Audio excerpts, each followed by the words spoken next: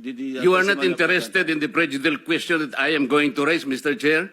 Go ahead, you raise your Kaya nga sinasabi ko sa inyo eh, You're an questioning my investigator, opinion. we are investigating. Away kagad tayo rin. Yung counsel mo, pwede nando sa likod para you can advise him.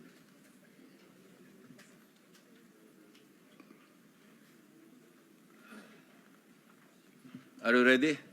Mr. Chair, I wish I can make a few clarificatory questions before we start. But these are prejudicial questions, Mr. Chair. Later.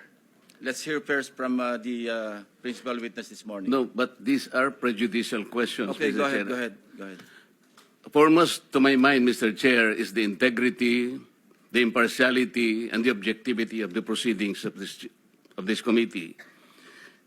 Mr. Chair, you were interviewed on Billionario Channel by Miss Pinky Webb. Basahin ko po, sabi niya, Senator Ping, para sa inyo, sino ba ang sabihin natin worth it or dapat na ikonsidera na state witness na ipasok man lang dito sa Witness Protection Program?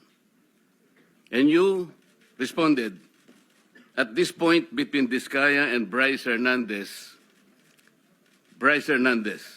Mr. Chair, question is,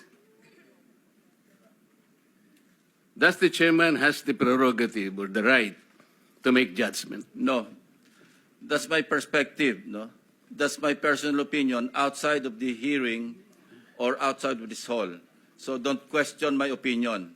I am not questioning your opinion, Mr. Chair, but you are the Let's not chairman quarrel of this here. committee. Anyway, let's proceed with the You are not testimony of the interested in the prejudicial question that I am going to raise, Mr. Chair? Go ahead, you raise your Kaya nga sinasabi ko sa inyo eh, You're an questioning my investigator, opinion. we are Away investigating. kagad tayo rin. Mr. Chair, we are still Hearing is suspended. investigating.